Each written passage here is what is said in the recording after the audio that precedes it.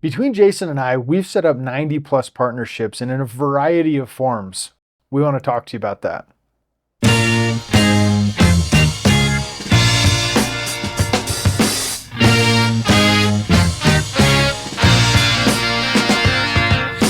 Why does somebody want a partnership? Partnership, it's like a huge buzzword out there right now. Hey, I've always wanted to get a partnership. Should I get a partnership? What are the pros and cons of partnerships? So why does somebody need a partnership? Well, I have a limited amount of knowledge. I have a limited amount of capital or resources or connections and so there's only so much of Colter to go around. And if I were to think, oh man, I'm going to do this all by myself. That's overwhelming. It's overwhelming. Not only the liability and everything about it. Yeah. You bet. Yeah. And so if you think about, oh man, I'm going to do this all by myself, and you actually understand all of the things that have to get done in the aspect of, whether it's one particular deal, or maybe it's a $5 million real estate deal, or maybe it's a $10 million business deal, like each one of those are requiring a different level of expectation from whichever parties are going to get involved. Yeah. Can I go and tackle a, $200,000 fix and flip? And can I do it all by myself? You bet. Now, it might take a rehab, of 6 months if I'm the only one that's working on the sheetrock and the paint and the electrical and the plumbing. But there's a level of partnership that happens with each one of those vendors. It doesn't mean that they have equity in my company or equity in my deal, but I get to pay them to do that. And so there's times when I'm lacking in knowledge or resources, money included, or, education specifically around that arena. Or just innovation on your idea. You bet. I think sometimes for me, I go grab somebody like Colter and say, hey, I got this idea. I'm thinking about starting this business. I want to do this, this, this, and this. And if they get excited about it, that validates me like, maybe this is a good deal. Let's partner. Or maybe they'll say, hey, I love this. I want to partner with you. So I think there's a lot of different reasons why people want a partnership, and it could be, and whatever the reason is, it's a good reason, And sometimes that partnership really strictly comes from the validation and the energy that can be used off of that opposing partner. Yeah. Right? Yeah. Is sometimes Colter just needs a boost to keep going onto that next project, or maybe we hit a barrier, but I've got somebody that's in my corner saying, hey, we can go around that barrier or over that barrier, or man, we're going to just pound through it. Yeah. And those are the days where I find partnerships so much more fulfilling. Is I don't have to do it all by myself. And I started my career out, and it started slow simply because I was unwilling to part with pieces of a deal. Just scary. It is scary, right? It's scary because you don't know who the partners should be, or how to trust them, or what their motives are specifically. But also, when we're young and we're hungry and we're all sorts of full of all the energy that we need to go and do a lot of things, but we're lacking in knowledge. We want to retain it all to ourselves. So I think let's break this down. So if you're thinking about a partnership, number one, what is it you're looking for? What do you think you're lacking? Define that. Then figure out what is it you need to move forward. Like what is it a person's going to bring to the table that will help you out in this business, in this project, whatever it is. What is it that you need, and what does that person look like? And then once you find that person, then you need to clearly define what each other's roles are, write it down, put it in contract. Then number 5 or number 4, plan how you're going to dissolve the partnership, or how each other's going to be bought out, or how that looks when things don't go good. Yeah, so why don't we talk a little bit about like how we can avoid the divorce in the business partnership realm. And I would say a couple of the main factors that would come out of that would be communication, expectations, and really what is the goal, and are we going forward toward the goal? I love that. I think most of the time frustration happens when expectations aren't met, and expectations usually aren't met because expectations aren't clearly defined. And so you really got to clearly define what your job is, what my job is, what I'm in charge of, what you're in charge of, what the expectation is for the other person. And then they need to be held accountable if they're not doing what is expected of them. And then you can have a conversation. Hey, in this contract, we said that you were going to do this. I was going to do that. What's going on? Do you need help? Do you need me to offload some of that? Is it more than what you were thinking? I mean, give them the benefit of the doubt so you can try and work it out, because the big goal is the project. Whatever it is you guys partnered up with, whatever he had that you thought you needed, or whatever he thought he needed from you, there's a reason why you guys got together. So just don't, throw it out, but try to work it out and see if you can figure out where's that frustration and if we can stomp that frustration out. Yeah, and that really comes in communication on the front end and making sure that, you've got to start with the end in mind. Yes. And starting with the end in mind is defining goals. What are the objectives? Why are you actually jumping into this partnership? Is it because it sounds nice? Is it because there's actually a clear goal and objective that you're trying to reach? Is it project specific? Are you doing one house together, or are you doing 10, or are you doing 100, or are you going to be partners for the foreseeable future? Yeah. All of those need to be clearly defined, right? I have a number of ventures going on, many of them with different partners, and one of them, a couple of them have some like partners or very similar partnerships. And it has to be very clear on the front end so that people understand with me what they're going to expect from me and what I can expect of them, to make that partnership function. Now, I've had a fair amount of experience in partnership, and being able to remember that not all people have had that same experience requires me to communicate on the front end, so they're not frustrated with me when I don't deliver on something they think that I know and that I could deliver, but I may not have committed that was going to be my role and responsibility, even though I could figure it out. So I got a good question for you. Sure. What makes you a good partner? Well, what do you do to make sure that you are not the frustration in the partnership? Yeah. I mean, there's a number of things that I can offer to a partnership, and it really comes down to strengths and weaknesses in what the joint partnership looks like. Yeah. I have some really great partnerships. Now, let's just come back to my wife and I. When we started buying real estate, I was focused on buying the property. And then once we bought the property, then she would take over the talking to the handyman. After we had completed like the full remodel, and she and I had worked on that, she would work with the handyman when something broke on a tenant. She would deal with cleaners if it's an Airbnb or a short-term rental, and she would deal with the daily maintenance while I was focusing on going and finding the next property. That partnership works, in my opinion, and most days in her opinion, and most days, we work really well together because she is able to be consistent and maintain those properties to be able to maintain the portfolio that we have today. She knows what her role is. You know what your role is.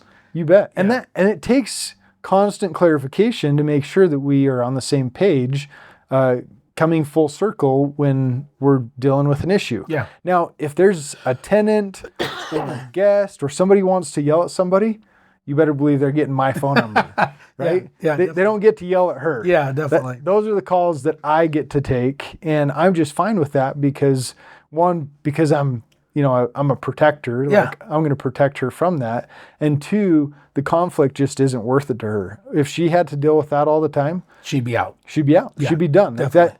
And that is okay. And we talk about different color code personalities, et cetera. And we feel like she's developed some more red personality in the process of having to deal with rentals.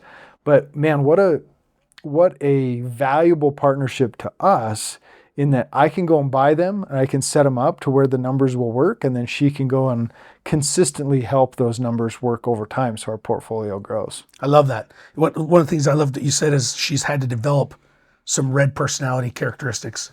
And I think being an entrepreneur, business owner, sometimes if you'd have given me the test 20 years ago, I would have had no red in me at all. But over the last 20 years, I've had to have some red be a part of who I am. Otherwise, you just don't get things done, or things just don't happen the way they should, Yeah. Because you can only play cheerleader and be excited for so long before you gotta start getting things done, and For make sure things are written down, make sure timelines are made, make sure you're up, make sure they're up, make sure, all that different red personalities that people just comes easily by. I really have to work at doing some of that stuff. And I've had to make it part of who I am now. Now that's part of me. Yeah.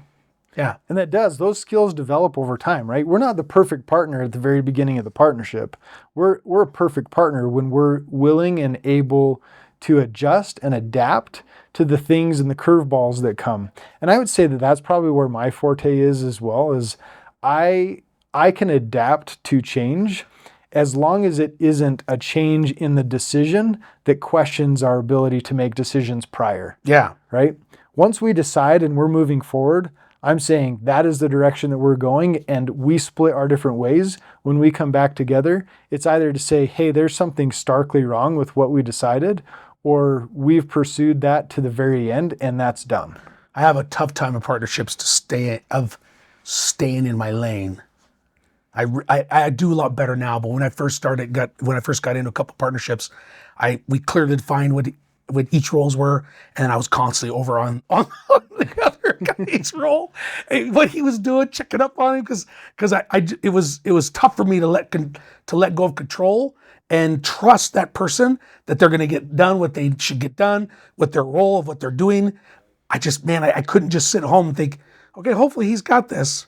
Hopefully he's done this, this, and this. So I started writing notes down. I started following up, and some frustration happens because I wasn't staying in my lane. Mm-hmm. And once I was able to just trust, and then we got together once a week and reported on what everybody's accomplished, then I was okay to stay in my lane. But it took me a learning process to just stay where I was good at and let them stay and do what they're good at, So trust would be a big factor. Definitely. Like, if you're trusting, this business partner, one, to sign on a deal with you, and two, be on a bank account and be on an operating agreement and have commitments back and forth, there's got to be a serious level of trust. Definitely. And I think when you first start off, your partnership, especially if it's somebody you have never had a partnership with before, you might stick a lot more detail in there until maybe the second one or the third. You may not have to get so clearly defined on your second or third time with that guy, because you already know that person, or female, it doesn't have to always be guy, but that person, you know who they are, you know what they do. And so now you can just hit the bullet points of what each person expectations are. Mm-hmm. I know a guy that I've partnered with a few times, our first partnership together, we laid, it was like 3 pages long of every little expectation, because both of us have been in a partnership that went bad, and so we didn't want to have it happen again. Mm-hmm. But by the third time we partnered up on a deal, it was like 4 or 5 bullet points. And because we all knew what I was going to do, what he was going to do, and we could trust that because we built that relationship. Yeah. Yeah. Well, so how do we conclude this? I mean, in talking through partnerships, we've talked about communication, expectations, goals. Trust has definitely been one that we've discussed. What do you see as like some of the future of your partnerships based on the past history? Any other like big takeaways as you think about those? A big one is, my dad always used to say, plan your divorce while you're still in love. And I think that goes with like, okay, what if this project gets to a certain point and one of us wants to buy the other person out? You need to write that down, because it may get to that point, and you may need to figure out, what is your purpose in this? Do you want to take this for the next 30 years? If it's a business, you're in it for 30 years, or are you in it for 5 or 10 years? And write that out. And then say, okay, if frustration happens and we need to break up this partnership, what's that look like? Mm-hmm. And say, it's nothing against you, nothing against me. It just is what it is. Sometimes things change. Sometimes family change. Sometimes our goals change. And if those change and we want to break off from this partnership because we want to go, jump into something else, then we need to have that. How does that look? What's that look like? Do I sell off? Do you buy that partnership out of me? Do I just sign it off, hand it over to you, and I get paid back whatever money I've got involved into it? So I think that is a really important part. And what that does for me also is by explaining that out and writing it out, it lets me know where I'm at. Does that make sense? Like if we're planning that if this ever breaks up, if it goes good or goes bad, or for whatever reason, it helps me realize I don't want to be the person that makes this go bad. Mm-hmm. So it helps me clear define, I want to make sure I'm doing 110% on my side of the partnership, so I'm not the reason why this this guy's going to come to me and say, hey, you know what? We figured this all out. I really want out because you're not doing what you're doing. I want to change directions, and I don't feel like you're really into this anymore. And so this is what we want to do, and we want to buy you out. I don't ever want that to be the conversation. I want to make sure that I am doing everything I'm doing. So if he wants out, he can get out for whatever reason, but not because of me. And I think by clearly defining that out of how our partnership will dissolve, I think helps me be more honest and be a better partner. Does that make sense? Yeah. Yeah. Yeah, it does. Well, I remember putting a fairly good sized deal together with multiple friends, and we had gotten done. There's stacks of documents that are like 60 pages long, and we've been looking through and going through all of the bylaws and the critical buy sell type agreements, and basically we'd gotten done with that. And I looked across the table and I said, all right, gents, this is a good thing. But if we have to pull this out in a year or two, and this is what defines how we're going to operate going forward, it means we failed. Yeah. Or it means we're doing something seriously wrong. And what I did say is, and if we're not friends at the end of this, we failed. Yeah. And that's where, not all business partnerships have to be with best of friends or with strictly friends, but like if you can amicably put good things together so that you can feel like, hey, you know what, I can stomach talking to this person and, be happy talking to this person every time that opportunity comes around. Yeah. I think that's a huge deal. Business is about relationships. It isn't just about transactionally passing dollars back and forth or passing that to the next deal or trying to get as much money out of the next project, right? Business is about relationships. So every relationship that Jason and I have, and we're going to go chase deals, or with other partners that we have and we go and chase deals, we want to develop relationships with those people so that they'll come back to us and do deal over deal over deal. And I think about that too, is I haven't counted this as a part of my partnerships, but I bought a house from a couple, it was 10 years ago.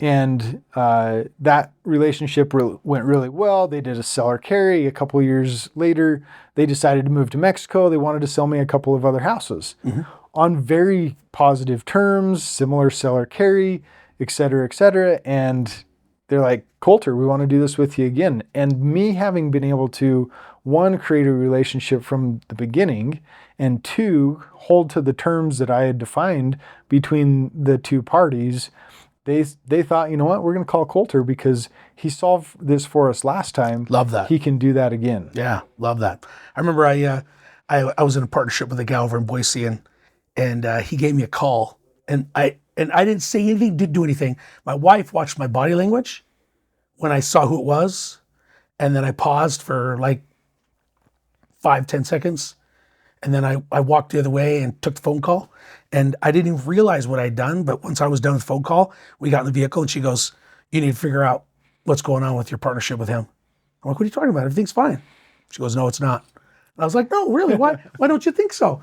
She goes, because I watched your body language when his number came up and you looked at it. He says you paused for a second, you stared into the air, and then you kind of talked to yourself for a second, and then you answered, then you walked away. Like it was not like your body language and everything happened, something's not right. And I'm like, you know what? There is some problems. So I made a phone call right then. We met the next morning and we hashed it out because I don't want to, I'm like, oh, I remember it. And I didn't realize I did that. When I saw the number, I was like, oh, what's he want now?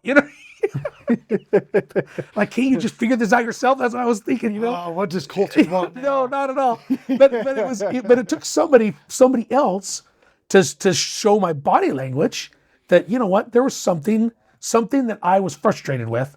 And I needed to figure that out because if I didn't, and we'd have kept going, I would have festered more to the point where I'd have blown up. Yeah. And she goes, you need to take care of it now. She's so right. And I did. And I'm glad we did because we were able to work through it. Everything was fine. We finished the project. We parted as friends. And I think if I would have kept festering with me, I don't know if that would have happened. Wow. Well, what a great example for sure of being able to just figure that out, because we can't afford to have those kinds of things fester. And oftentimes they're so I mean, immaterial. They really don't matter in the grand scheme of things. It's just something in our head is creating this story and this narrative that really doesn't make sense to destroy a partnership. Yeah. Right. And so, all right, let's come full circle. Okay. We've talked about a lot of, awesome things. You've talked about a lot of awesome things. I'm just tagging along, Jason. Yeah. So we've talked about communication. We've shared several examples of that. Setting expectations and helping those expectations get met so that we can avoid frustration. We talked about goals and starting with the end in mind, and then finding people that you can trust. And I like commenting on, I want to do business with people that I like and trust. And those, I think, are just critical things to being able to create positive relationships, positive partnerships that allow for us to have success at the end of the day in whatever we've decided to focus on, whether it's one deal, several deals, whether it's one business or several businesses. At the end of the day, what we're trying to do is create success, and that's going to take discipline and consistency across the board. And that communication, the expectations, setting goals, trust, and doing business with people that we like and trust is just, I think it's imperative. Just something hit me of a mentor that told me, he says, in a partnership, don't fantasize of future plans or deals to justify a relationship now. Meaning, like somebody gets involved with somebody and he's got all this business knowledge, and you're like, okay, maybe I don't want to be in business partnership with him, but he can do this, and this for me. He's like, focus on whatever that is now. Don't fantasize about what could be. Don't fantasize on other deals. Don't already spend the money and move into a future business you might have together. He said, focus on now, because if you do that, you're going to overlook all sorts of other stuff, and you're going to have real problems with what's happening and what you're into right now. And that was a great perspective from a mentor. Yeah. So don't fantasize about some future idea of partnership with that person. Yeah. Because he may have some great things he's bringing to the table. And so you're thinking, oh man, if I could make this work, we could do this, and this. Yeah. He says, don't do that. He said, just let's get this one done. And if it works out great, that's it. Yeah. He said, you start fantasizing on what might be, he says, you're going to miss a whole bunch of stuff here, and things are going to be really frustrating for you. Well, and then it certainly won't turn into what you were hoping in the future. Exactly. If you can't figure out the here and now. Exactly. What great advice. Yeah. Yeah. So love it. Partnerships are good. 90% of the time they're good. You get a couple that are bad, but just make sure you put everything in writing. Make sure you talk, communication. I mean, that's probably the biggest one. Yeah. Communication. They can be good until they're not. That is deep words from Colter. Deep words from Colter. All right. Awesome. You have anything else to add? I think that's good. We'll Awesome. conclude on that. Thanks for your input, and thanks for being here with us. Yeah.